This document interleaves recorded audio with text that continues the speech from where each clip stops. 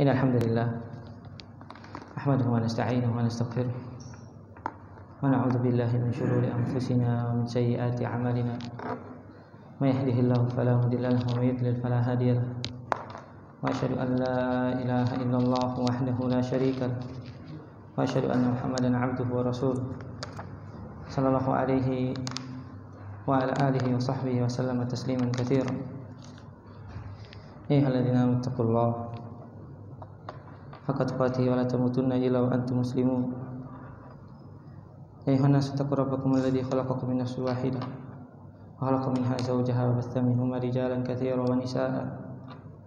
Wattaqullaha alladzi tasaaluna bihi wal arham innallaha kana 'alaykum raqiba. Ya ayyuhalladzina amanu taqullaha wa qulu qawlan sadida yuslih lakum a'malakum wa yaghfir lakum dhunubakum. Wa may yuti'illaha wa rasulahu faqad faza fawzan 'azima. Amma ba'd, fa inna asdaqal hadithi kitabullah wa khairul huda huda Muhammadin sallallahu alaihi wa ala alihi wa sahbihi wa sallam. Wa syarrul umuri muhdatsatuha fa inna kulla muhdatsatin bid'ah wa kulla bid'atin dhalalah wa kulla dhalalatin finnar.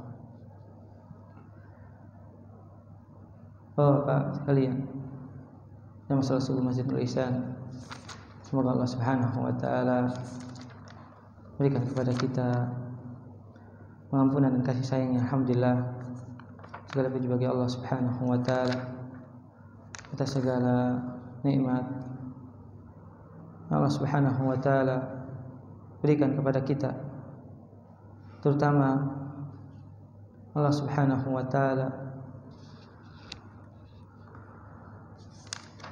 memberikan kepada kita sampai detik ini hidayah serta taufik untuk istiqamah di atas agama yang mulia, di atas sunnah Nabi sallallahu alaihi wa ala alihi wasallam, yang mana istiqamah di atas sunnah Nabi sallallahu alaihi wasallam merupakan sebuah nikmat yang sangat berharga di akhir zaman. Itu pula jamaah sekalian, Allah Subhanahu wa taala memberikan kepada kita taufik untuk kita menuntut ilmu, untuk kita bersimpuh di salah satu dari masjid Allah Subhanahu wa taala dalam rangka mendengarkan ayat-ayat suci Al-Qur'an dan juga hadis-hadis Nabi sallallahu alaihi wa ala alihi wasallam di pagi hari Ahad, yang kebanyakan kaum muslimin lebih memilih untuk tertidur kembali atau melaksanakan kegiatan di hari libur dengan kegiatan yang mubah atau kegiatan yang mungkin sia-sia. Adapun kita, Allah Subhanahu wa taala berikan taufik untuk membaca dan juga merenungi hadis-hadis Nabi sallallahu alaihi wa ala alihi wasallam. Mudah-mudahan dengan niat yang ikhlas Allah Subhanahu wa taala memberikan kepada kita kemudahan untuk masuk ke dalam surga.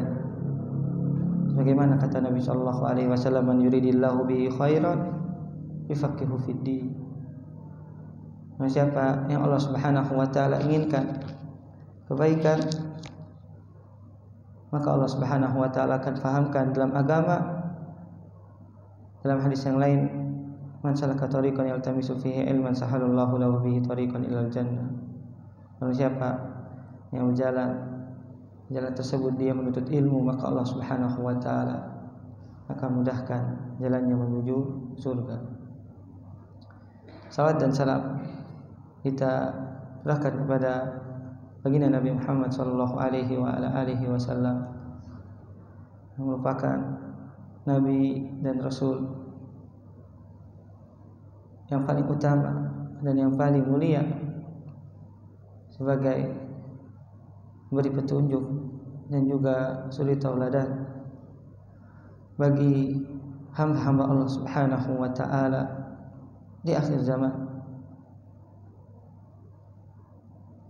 Ketika seorang muslim menjadikan Nabi sallallahu alaihi wasallam sebagai sosok teladannya, maka itu merupakan sebuah kebahagiaan. Maka ini merupakan sebuah hidayah yang juga begitu berharga. Karena kita lihat zaman sekarang, jamaah sekalian, berapa banyak dari kaum muslimin kehilangan sosok teladan, kehilangan seorang yang patut dijadikan sebagai contoh keteladanan.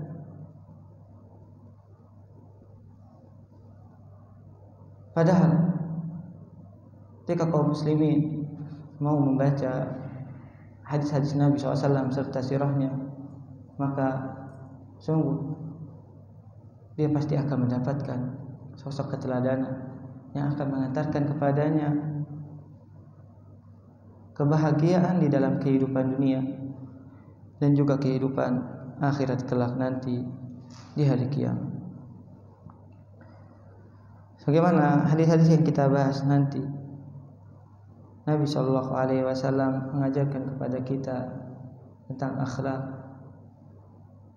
serta budi pekerti yang baik, yang luhur, yang membuat seorang hamba semakin menyadari akan agama yang sangat indah, agama yang sangat memberikan rahmat, kasih sayang kepada dirinya serta juga orang-orang yang ada di sekitar. Pada pembahasan yang lalu kita sudah membahas tentang akhlak kepada kedua orang tua, gitu juga kepada kerabat, ya. Tentang wajibnya berbuat baik serta berbakti kepada kedua orang tua, kemudian bakti kepada sanak kerabat, itu juga kasih sayang seorang kepada anak-anaknya, hingga Allah Subhanahu wa taala akan mendatangkan kasih sayang untuk dirinya. Adapun sekarang Imam Bukhari rahimahullah taala memberikan bab selanjutnya di dalam adab dan akhlak yang patutnya seorang muslim punyai. Akhlak tersebut adalah berbuat baik kepada tetangga. Imam Bukhari rahimahullah taala memberikan babul al-wasatu bil jar, bab berwasiat kepada tetangga. Bapak sekalian, rahmat Allah Subhanahu wa taala, tidaklah seorang hidup di suatu tempat kecuali pasti dia akan bertemu dan berinteraksi dengan orang lain. Apalagi sekarang jumlah populasi manusia semakin banyak, maka pasti dia akan tinggal berdampingan dengan manusia yang lain. Adapun dalam agama kita, jamaah sekalian, interaksi bersama orang-orang yang tinggal berdampingan dengannya itu sudah diberikan tanda-tanda serta kode-kode etik yang seharusnya dimiliki oleh seorang muslim. Karena tidak mungkin dia hidup sendirian. Dia pasti akan bertemu, berinteraksi dengan orang-orang yang ada di sekitarnya. Dan yang paling dekat setelah keluarga adalah apa, jemaah? Tetangga. Syekh Shalih bin Hamad Al-Utsaimin hafizallahu taala menyebutkan tentang apa yang dimaksud dengan tetangga. apa yang dimaksud dengan tetangga. Kata beliau hafizahullah ta'ala, tetangga adalah orang yang berdampingan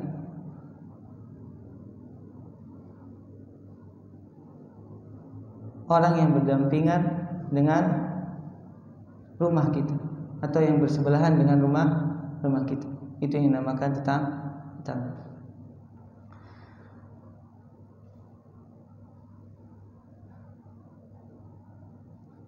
Jamaah sekalian, kata beliau, batas di mana rumah-rumah di sekitar kita dikatakan sebagai tetangga, maka kata beliau hafizahullah ta'ala, itu dikembalikan kepada urf.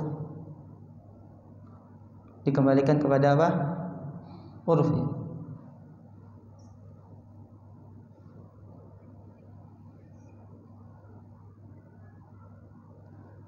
Jadi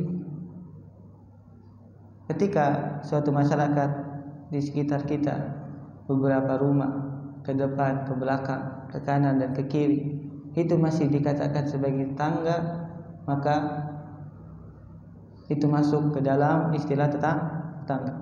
Karena syariat tidak membatasi.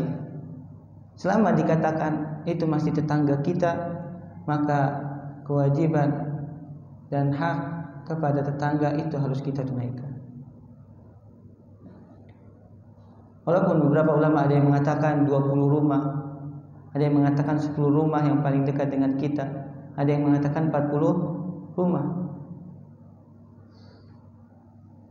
Namun Allah Ta'ala yang lebih kuat apa yang dikatakan oleh Syekh Shalih bin Hamad Al-Utsaimin hafizallahu ta'ala, bahwasanya batasan tetangga itu dikembalikan kepada urf, kebiasaan yang berkembang di masyarakat tersebut.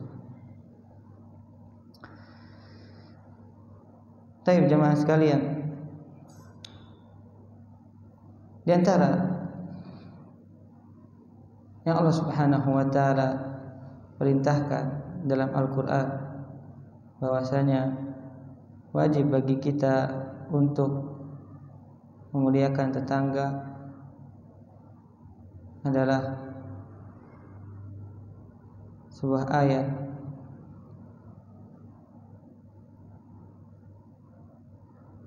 dalam surat An-Nisa ayat 36. Allah Subhanahu wa ta'ala firman, "Wa'budullaha wa la tusyriku bihi syai'an wa bil walidaini ihsana wa bidzil qurba wal yatama wal masakini wal jari dzil qurba wal jaril junub wasahibi bil jambi wa ibnis sabili wa ma malakat aymanukum." Allah Subhanahu wa ta'ala memerintahkan kepada kita untuk mentauhidkan Allah di awal ayat. Wa'budullah, sembahlah Allah Subhanahu wa ta'ala wa la tusyriku bihi syai'an, dan janganlah kalian menyekutukan sama sekali sesuatu apapun dengan wabil walidaini ihsana, dan kepada kedua orang tua berbuatlah baik.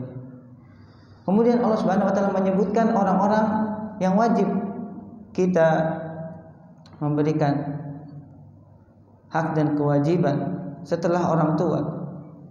Wabidzil qurba, kepada karib kerabat, wal yatama, kepada orang-orang miskin, dan juga anak-anak yatim. Kemudian tetangga yang memiliki hubungan kerabat. Kemudian wal jaril junubi, tetangga yang berdekatan dengan kita yang tidak memiliki hubungan kerabat. Wasahibi bil jam, teman sejawat, kemudian orang yang safar, ibnu sabil, dan juga para hamba sahaya. Allah Subhanahu wa ta'ala mengurutkannya hak dan kewajiban yang harus ditunaikan seorang muslim kepada orang-orang yang ada di sekitar. Setelah Allah perintahkan untuk mentauhidkan Allah, maka Allah memerintahkan yang paling pertama untuk berbuat baik kepada kedua orang tua, kemudian kepada kerabat yang memiliki hubungan darah dengan kita. Dan ini sesuai dengan apa yang disusun oleh Al-Imam Bukhari. Berbuat baik kepada kedua orang tua, kemudian berbuat baik kepada siapa? Sanak kerabat dengan menghubungkan silaturahim. Kemudian wal yatama, pada anak-anak yatim dan juga orang-orang miskin. Kemudian kata Allah Subhanahu wa taala, berbuat baik kepada tetangga yang memiliki hubungan kerabat, wal jaril junubi, dan juga tetangga yang ada di sekitarnya. Ini merupakan perintah dari Allah Subhanahu wa taala untuk kita berbuat baik. Di antaranya kepada tetangga yang tinggal di sekitar kita. Ini dalam surat An-Nisa ayat 30-36.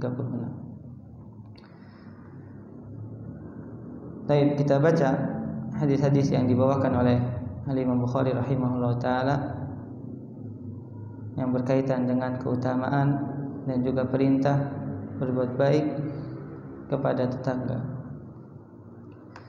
Qala rahimahullah ta'ala haddatsana Ismail bin Abi Uwais qala haddatsani Malik an Yahya bin Sa'id qala akhbarani Abi Bakr Muhammad an Amrah an Aisyah radhiyallahu anha anin Nabi sallallahu alaihi wasallam qala ma zala Jibril yusini bil jari hatta zanantu annahu sayuwarrithu. Al-Imam Bukhari rahimahullah ta'ala meriwayatkan dari gurunya Ismail ibnu Abi Uwais, dari gurunya Al-Imam Malik, Al-Imam Malik bin Anas, Imam Darul Hijrah, yang kita sudah tidak asing lagi dengan nama beliau. Imam Malik salah satu dari imam dari 4 mazhab yang dikenal oleh kaum muslimin, yaitu mazhab Malikiyah. Imam Malik merupakan salah seorang ulama yang disegani oleh ulama juga di zamannya.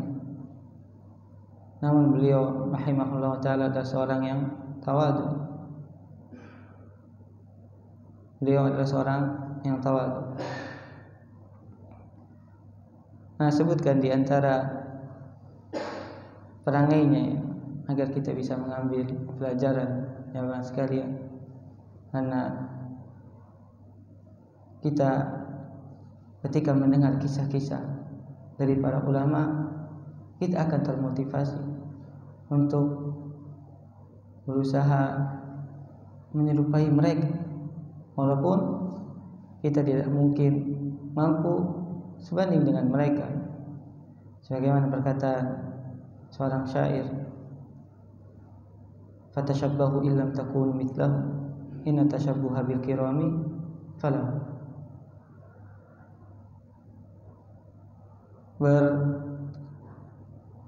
Berusahalah menjadi seorang yang bisa serupa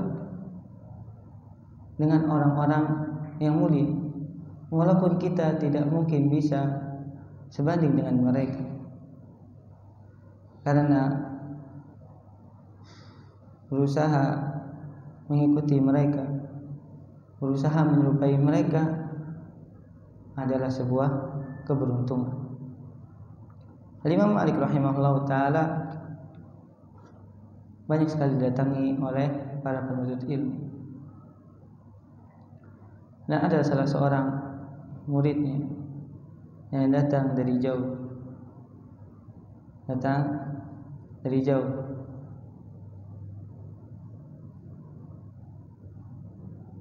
Beliau ini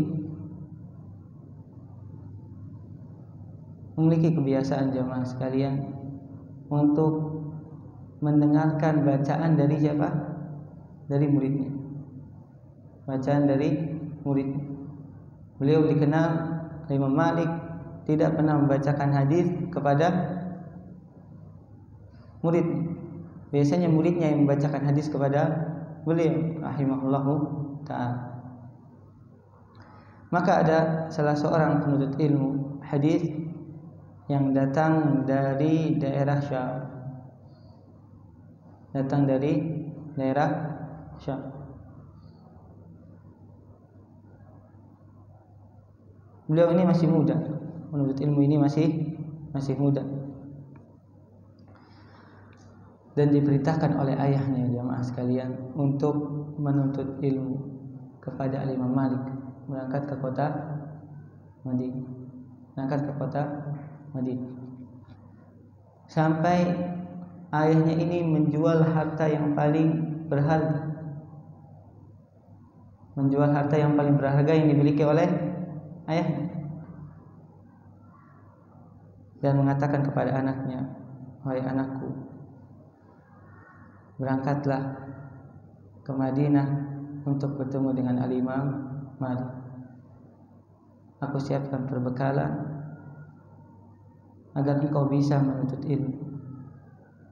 Dari sini kita bisa ambil pelajaran jamaah sekalian bahwasanya menuntut ilmu itu butuh dengan bekal. Butuh pengorbanan di antara orang tuanya mengeluarkan harta agar anaknya bisa menuntut ilmu. Nah, cerita datanglah menuntut ilmu ini ke kota Madinah, jamaah sekalian. Kota Madinah.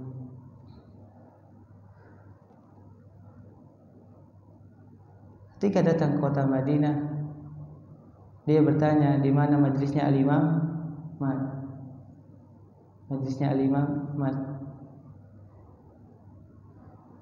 Saat ditunjukkan majelisnya Al-Imam Malik, maka dia melihat para penuntut ilmu yang hadir ketika itu mengantri untuk membacakan hadis kepada Al-Imam Malik.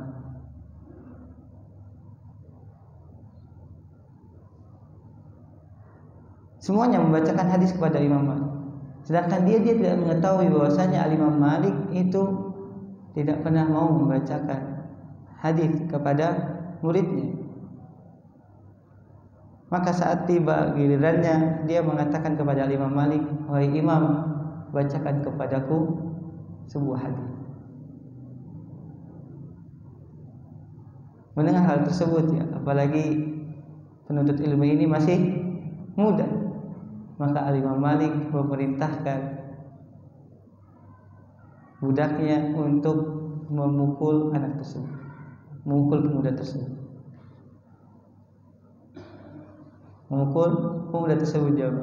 Dipukul. Al-Imam Malik setelah itu membiarkan pemuda ini dan melanjutkan para penuntut ilmu yang mau membacakan hadis Nabi Shallallahu Alaihi Wasallam.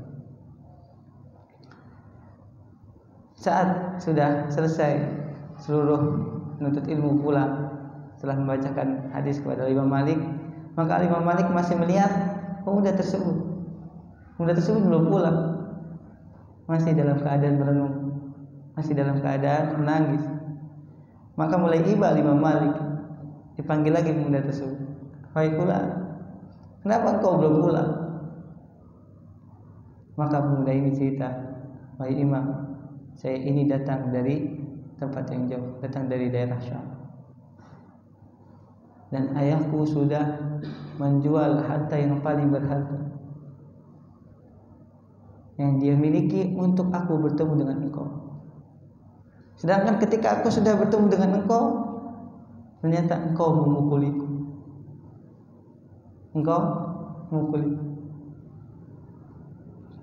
Maka Imam Malik rahimahullah ta'ala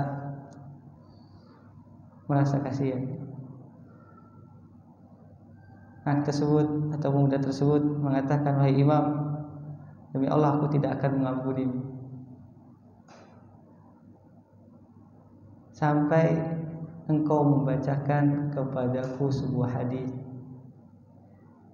Setiap hadisnya sesuai dengan cambukan yang telah engkau perintahkan kepada budak, dan budakmu mencambukku 14 kali.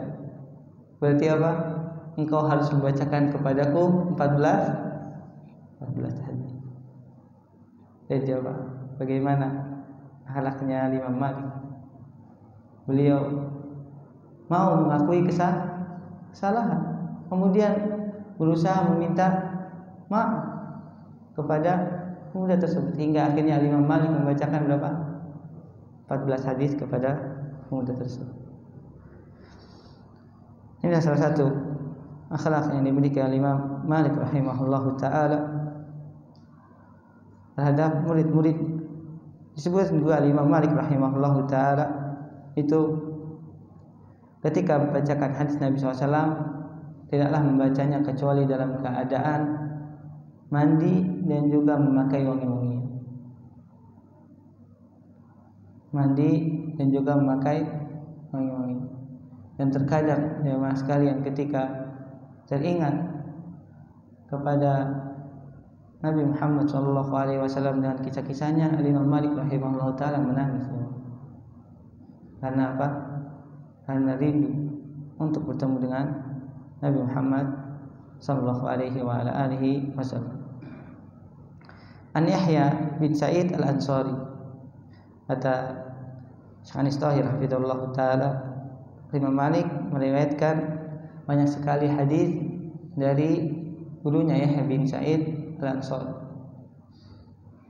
Di kitab Muwatta'nya ada sekitar 200 hadis kata beliau. Yang menarik jemaah sekalian, Yahya bin Sa'id Al-Ansari rahimahullahu taala disebutkan biografinya, "Lau qila lahu satamutu ghadan ma zada min amalihi syai'an." Yahya bin Sa'id Al-Ansari rahimahullahu taala dalam biografinya, kalau seandainya dikatakan kepadanya, "Wahai Yahya, besok engkau akan mati," maka dia tidak akan bisa menambah lagi amalan. Karena kenapa, Pak? Karena seluruh harinya beliau sudah gunakan untuk beribadah. Beda dengan kita ya jemaah. Kalau dikatakan besok kita akan mati, maka apa? Seluruh waktunya kita baru gunakan untuk ibadah. Sudah kita tinggalkan semua dari kehidupan dunia ini. Karena apa? Karena kita tidak pernah mempersiapkan yang namanya kematian. Akhbarani Abu Bakar bin Muhammad ibn Hazm, salah seorang fuqaha sab'ah, salah seorang 7 ahli fikih kota Madinah, an Amrah an Aisyah radhiyallahu anha, dari Aisyah radhiyallahu anha dari Nabi sallallahu alaihi wasallam, beliau bersabda, senantiasa Jibril alaihi salam mewasiatkan kepada diriku tentang hak tetangga, sampai aku mengira bahwasanya tetangga ini mendapatkan warisan. Dan hadis ini merupakan hadis yang sahih, diriwayatkan juga oleh Imam Bukhari di dalam kitab sahihnya. Jemaah sekalian yang dirahmati Allah Subhanahu wa taala, kita bisa ambil pelajaran dari hadis ini. Yang pertama, bahwasanya hak tetangga itu merupakan hak yang sangat besar di dalam agama kita. Sampai Jibril alaihissalam selalu mengingatkan Nabi SAW, mendatangi Nabi SAW untuk mengingatkan bahwasanya ada hak tetangga yang harus ditunaikan. Diulang-ulang tentang hak tetangga kepada Nabi SAW. Wahai Nabi Muhammad SAW, berikan hak kepada tetangga, berikan wasiat kepada tetangga. Diulang-ulang oleh malaikat Jibril alaihissalam kepada Nabi SAW. Untuk apa? Untuk menyadarkan kita semua bahwasanya hak tetangga merupakan hak yang wajib ditunaikan bagi seorang muslim dan muslim. Disebutkan oleh Syekh Abdul Razak hafizahullah taala beberapa hak tetangga ya. Di antara hak tetangga Yang paling pertama adalah bermuka manis serta menyebarkan senyum kepada tetangga. Dan dari juga jemaah sekalian berusaha mengetahui keadaan tetangga kita. Apakah dia sedang dalam keadaan sehat? Apakah dia dalam keadaan sakit? Apakah dia sedang mengalami kekurangan atau kesulitan? Atau dia dalam keadaan bahagia? Mungkin anaknya mendapatkan prestasi, atau dia sedang mendapatkan buah hati. Itu merupakan hak tetangga yang harus kita tunaikan. Dan dari juga jemaah sekalian, kata Syekh Abdul Razak hafizahullah taala, hak tetangga yang harus ditunaikan adalah memberikan makanan, memberikan kelebihan dari makanan yang kita masak.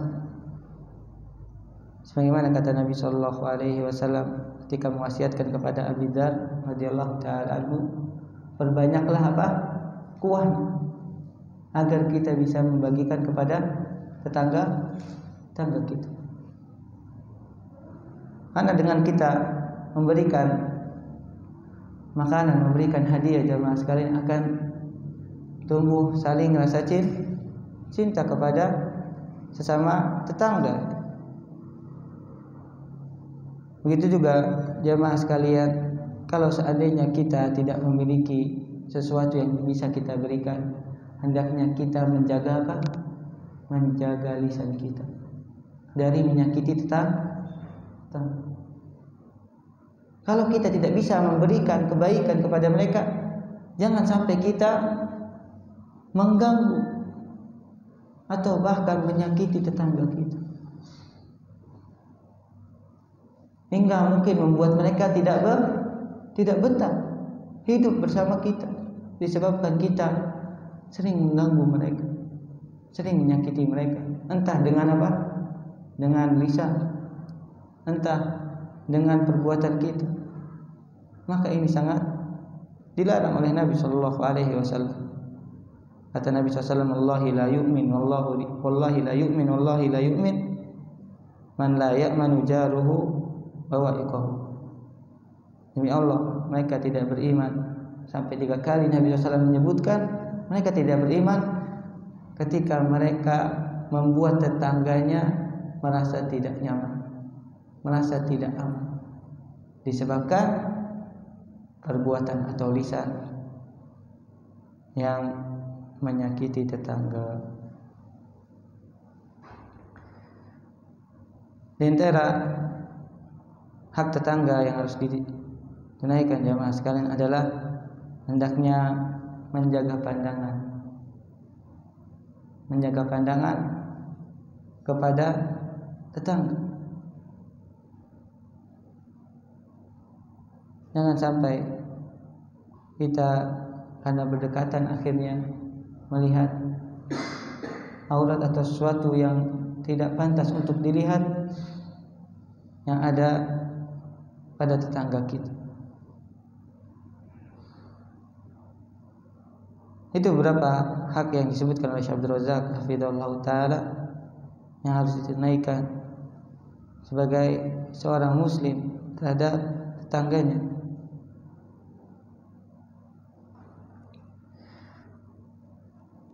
Dari hadis yang tadi kita bacakan, kita juga bisa ambil pelajaran bahwasanya wasiat yang paling baik setelah wasiat kepada keluarga adalah wasiat kepada tetangga. Kalau antum memiliki kelebihan harta, ketika ingin berwasiat, maka setelah wasiat kepada keluarga yang tidak mendapatkan warisan, maka coba antum wasiatkan juga kepada tetangga. Karena Nabi Shallallahu Alaihi Wasallam selalu diingatkan oleh malaikat Jibril alaihissalam untuk berwasiat suatu yang baik kepada tetangga. Maka hendaknya ketika berwasiat kita jangan lupakan siapa tetangga kita untuk mendapatkan kebaikan. Yang ketiga kita bisa ambil pelajaran dari hadis ini bahwa tetangga tidak mendapatkan warisan. Karena Nabi SAW mengatakan sampai aku menyangka bahwa tetangga akan mendapatkan warisan. Berarti tetangga tidak mendapatkan warisan, akan tetapi haknya sangat besar. Setelah kita menunaikan hak kepada keluarga kita serta orang-orang yang memiliki hubungan darah, maka setelahnya yang paling berhak untuk kita berbuat baik kepadanya adalah kepada tetangga. Hasan Al-Basri rahimahullah ta'ala salah seorang tabi'in. Imam Hasan Al-Basri rahimahullah ta'ala itu berdampingan rumahnya dengan seorang Yahudi.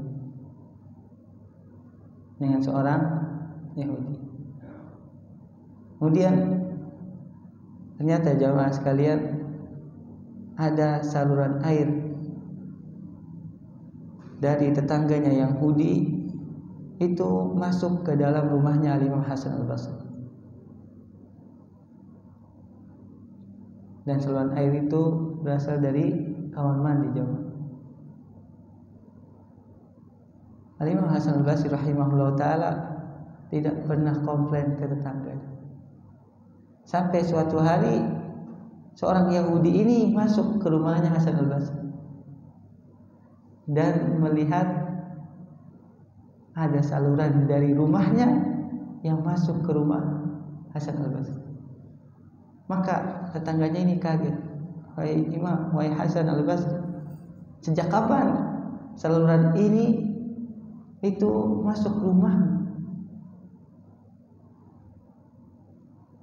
Maka kata Hasan Al-Basri, sejak 10 tahun yang lalu. Sejak 10 tahun yang lalu.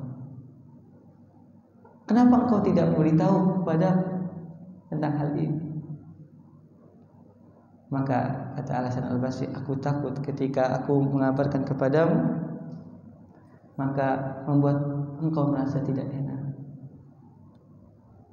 membuat engkau merasa tidak nyaman. Maka orang Yahudi ini mengatakan, asyhadu an la ilaha illallah wa asyhadu anna Muhammadan Rasulullah. Beliau masuk Islam jawab dengan sebab akhlak, dengan sebab apa yang dilakukan oleh Imam Hasan Al-Basri rahimahullah ta'ala. Jamaah sekalian, sungguh agama Islam ini agama yang indah. Kalau seandainya kaum muslimin memiliki akhlak kepada tetangganya sampai kepada orang kafir, karena tetangga ada 3 kata Syekh Abdul Razak hafizallahu ta'ala. Tetangga ada 3. Yang pertama, tetangga yang memiliki hubungan kerabat, maka dia memiliki 3 hak. Yang pertama apa? Hak silaturahim, hak menyambung silaturahim. Yang kedua, hak sebagai tetangga. Dan yang ketiga adalah hak sesama muslim. Kemudian yang kedua, jenis tetangga yang bukan kerabat, maka dia memiliki dua hak, yaitu hak tetangga dan juga hak sesama muslim yang harus ditunaikan. Dan yang ketiga adalah tetangga yang bukan muslim, maka dia memiliki hak, yaitu hak tetangga yang harus ditunaikan. Walaupun dia seorang kafir, tetap kita sebagai seorang muslim harus menunaikan hak, karena dia tetangga kita. Bisa jadi ketika kita menunaikan hak tetangga dengan kita berbuat baik, dengan kita menebarkan senyuman, bahkan kita menolong ketika tetangga yang kafir tersebut membutuhkan, bisa membuat mereka tertarik masuk ke dalam Islam. Masuk ke dalam Islam. Ini sebenarnya yang harus disampaikan kepada kaum muslimin ya, dan berusaha dipraktekkan tentang hak-hak yang harus ditunaikan kepada tetangga, orang yang tinggal berdampingan dengan mereka. Baik, hadis yang selanjutnya hadis 102, qala rahimahullahu taala haddatsana Sadaqah qala akhbarana Ibnu Uyainah an Amr an Nafi' bin Jubair an Abi Shuraih al-Khuzai an Nabi sallallahu alaihi wasallam qala man kana yu'minu billahi wal yawmil akhir falyuhsin ila jarihi wa man kana yu'minu billahi wal yawmil akhir falyukrim dayfahu wa man kana yu'minu billahi wal yawmil akhir falyakul khairan aw liyasmut. Hadis ini juga diriwayatkan oleh Imam Bukhari dalam kitab sahihnya.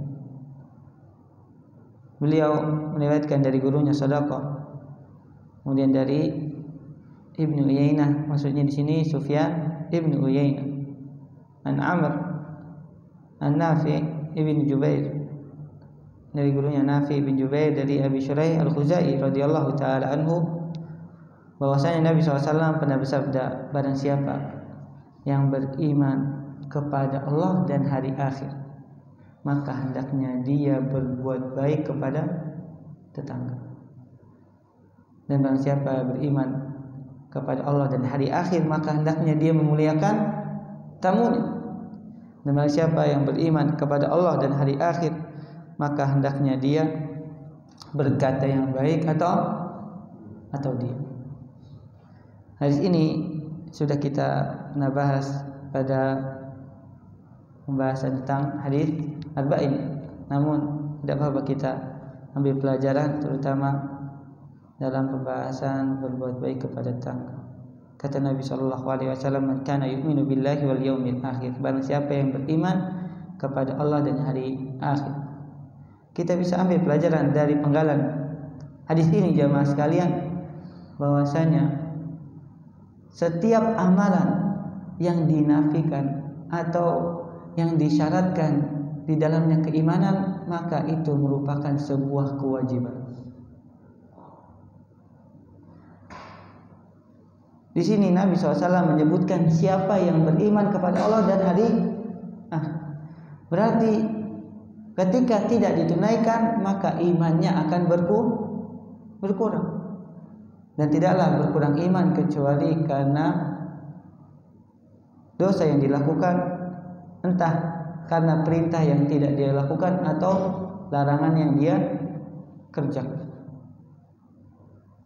Berarti dalam hadis ini merupakan perintah. Siapa yang beriman kepada Allah dan hari akhir, perintah yang pertama apa? Falyuhsin jarahu, hendaknya dia berbuat baik kepada tetangga. Pelajaran yang kedua yang bisa kita ambil dari hadis ini, sangat erat kaitannya jamaah sekalian, antara akhlak dan juga keyakinan atau akidah, keimanan. Semakin seseorang memiliki keimanan yang kuat, keimanan yang kokoh, maka akan tampak di dalam akhlaknya. Akan tampak di dalam akhlaknya. Karena Nabi SAW menyebutkan, man kana yu'minu billahi wal yawmil akhir. Siapa yang beriman kepada Allah dan beriman kepada hari akhir, dia beriman bahwasanya Allah Subhanahu wa taala melihat perbuatannya. Allah Subhanahu wa taala yang memerintahkan dia untuk berbuat baik kepada tetangga. Dia beriman bahwasanya nanti di hari kiamat dia akan mendapatkan balasan karena melaksanakan perintah yang Allah Subhanahu wa taala perintahkan. Jamaah sekalian, tentu berbeda seseorang yang meyakini tentang hal tersebut, kemudian memacu dia, memotivasi dia untuk melakukan kebaikan, dibandingkan mereka yang keimanannya tidak memotivasi dia untuk melakukan sebuah ketaatan. Jamaah sekalian yang dirahmati Allah Subhanahu wa taala, maka penting juga di sini kita harus terus mempelajari akidah, pelajari tentang keyakinan, karena keimanan sangat berkaitan erat dengan amalan. Keimanan sangat berkaitan erat dengan amal. Semakin keimanan seseorang itu menghujam dalam dada, maka akan semakin termotivasi untuk melakukan ketaatan, karena dia yakin setiap kebaikan pasti Allah Subhanahu wa taala akan membalas kebaikan. Wa man kana yu'minu billahi wal yawmil akhir falyukrim dhaifahu. Barang siapa yang beriman kepada Allah dan hari kiamat, maka hendaknya dia memuliakan tetangganya. Memuliakan tamunya. Sini juga kita bisa ambil pelajaran bahwasanya kewajiban bagi seorang muslim ketika datang kepadanya tamu, hendaknya dia memuliakan. Dan pernah Anda sampaikan tentang pengertian tamu, jamaah. Siapa yang masih ingat? Biar murojaah aja.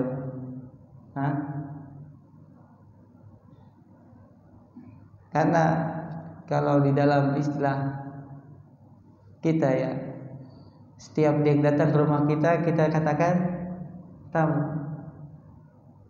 Padahal tidak seperti itu, jemaah. Perhatikan, pengertian tamu adalah seseorang yang datang dari luar daerah kita, kemudian dia tidak berpergian kecuali menuju rumah kita. Itu yang dikatakan tamu.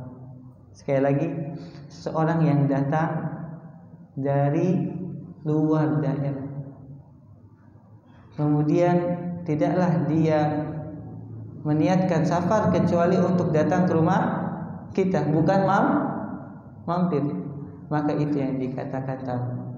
Kalau seperti itu, berarti hak dan kewajiban berlaku pada tamu tersebut. Paham di sini, jamaah? Selain dari itu, maka bukan dikatakan tamu, namun dikatakan berkunjung saja, ziarah. Bisa dipahami di sini, jamaah, tentang pengertian dari tamu sebagian disebutkan oleh Syekh Saleh bin Hamad Al-Utsaimin hafizallahu ta'ala. Kemudian wa man kana yu'minu billahi wal yawmil akhir falyakul khairan aw liyasmut. Dari hadis ini kita bisa ambil pelajaran bahwasanya Nabi SAW memerintahkan kepada kita untuk menjaga apa? Menjaga lisan. Falyakul khairan aw liyasmut. Hendaklah berkata berkata yang baik atau diam. Falyakul khairan. Kita berusaha melatih lisan kita untuk berkata yang baik, atau kalau tidak bisa agar catatan yang ditulis oleh malaikat itu berisi kebaikan. Karena jamaah sekalian, Allah Subhanahu wa taala berfirman, ma yalfidu min qaulin illa ladaihi raqibun atid. Tidaklah seorang mengucapkan sebuah perkataan kecuali di sisinya ada malaikat yang dekat dan mencatat seluruh perkataan. Beberapa ulama ada yang menyebutkan sampai seseorang mengatakan aduh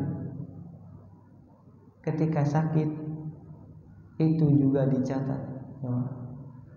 Makanya Imam Ahmad rahimahullah ta'ala ketika dikunjungi oleh salah seorang kawannya, setelah beliau mendapatkan cambukan karena disiksa oleh khalifah ketika itu, sebabnya membela akidah keyakinan bahwasanya Al-Quran adalah kalamullah, Al-Quran adalah firman Allah, bukan makhluk.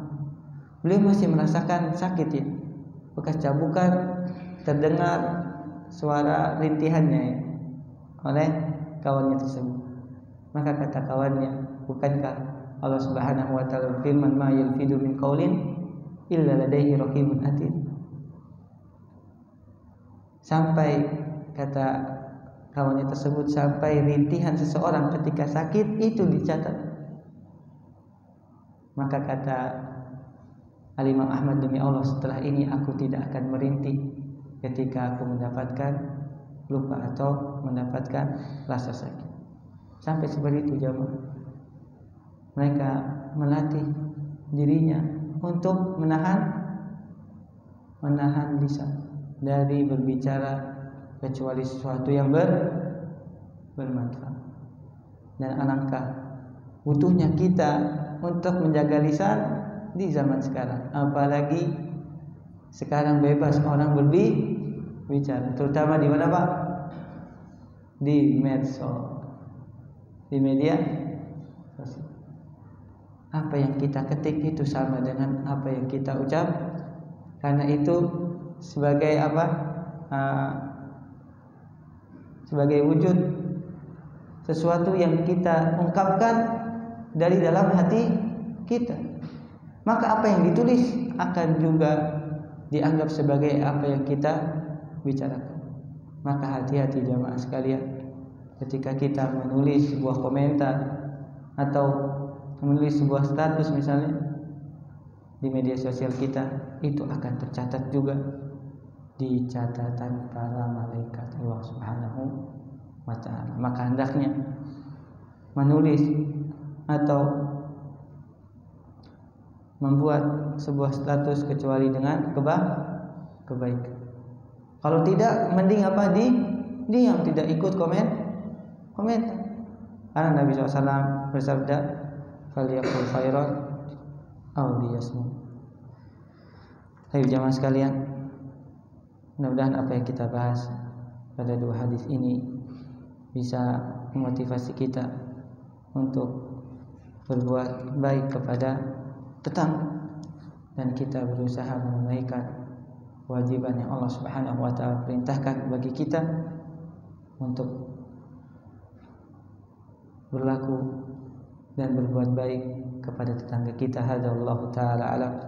Wassallallahu wa baraka ala nabiyina Muhammadin wa ala alihi wa sahbihi wasallam. Silakan, mungkin ada pertanyaan jamaah sekalian yang ingin ditanyakan. Tafadhol.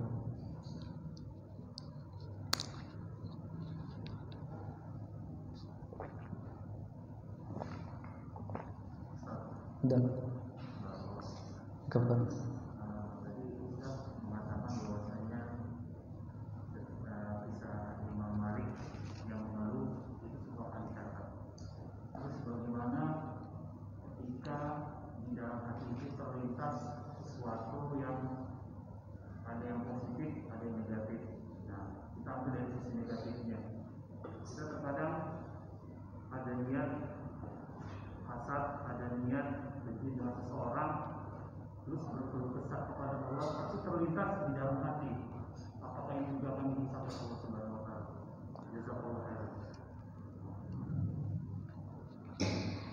Allah Ta'ala alam. Dengan sekalian pertanyaan, bagaimana apa yang terlintas di dalam hati atau yang ada di benak hati kita ketika kita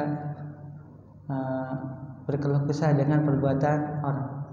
Maka untuk apa yang terlintas dalam hati, Allah Ta'ala alam, tidak akan dicatat. Dalam hadis disebutkan Nabi SAW bersabda, apa yang ada di dalam hati maka tidak dicatat sampai dia melakukannya atau diutarakan dengan ucapan. Malam ya'mal au yatakallam. Kata Nabi SAW, apa yang terbenak dalam hati maka tidak akan dicatat sampai dia melakukan apa yang dia niatkan atau dia mengucapkannya dengan lisan. Kalau masih dalam hati, maka insyaallah taala tidak dicatat, tidak dicatat sampai antum mengutarakannya dengan lisan atau melakukannya dengan perbuatan. Dan ini merupakan salah satu rukhsah, yang keringanan dari Allah Subhanahu wa taala ketika yang terbenak dalam hati itu tidak dicatat sebagai sebuah keburukan kalau seandainya itu diniatkan keburukan sampai dia mengucapkannya atau mengamalkannya. Allah taala alam. Ada lagi, Pak? Ada.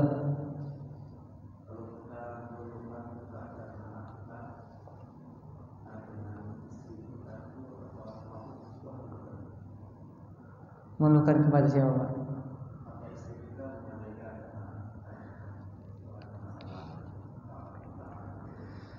Nah, apa yang kita keluhkan ya, kepada perbuatan anak dan istri kita itu tidak termasuk. Justru dengan itu akan memberikan kepada istri dan anak pelajaran. Anak, seorang suami, seorang ayah, ketika melihat apa yang dilakukan oleh istrinya, apa yang dilakukan oleh anaknya, sesuatu yang tidak baik, maka wajib disampaikan agar mereka sadar, agar mereka mengetahui bahwasanya apa yang mereka lakukan itu salah. Kalau kita tidak tegur, kalau kita tidak mengutarakan apa yang kita tidak suka, bisa jadi mereka menganggapnya sesuatu yang baik, dan itu bukan merupakan sebuah akhlak yang baik bagi seorang suami atau seorang ayah. Ketika melihat ada sesuatu yang tidak baik di dalam keluarganya, dia hanya diam. Justru harus sampaikan. Justru harus disampaikan agar bisa sang istri dan juga anak mendapatkan pelajaran serta mereka bisa merubah perangai dan akhlak yang tadinya tidak patut untuk dilakukan. Ada lagi jemaah pertanyaan? Allah taala alam. Kalau tidak ada, kita cukupkan pada kesempatan kali ini. Insyaallah kita lanjutkan bacaan kitab dari Al-Adabul Mufrad yang dikarang oleh Al-Imam Bukhari rahimahullah taala pada pertemuan berikutnya. Subhanakallahumma wa bihamdika asyhadu an la ilaha illa anta astaghfiruka wa atubu ilaik. Assalamualaikum warahmatullahi wabarakatuh.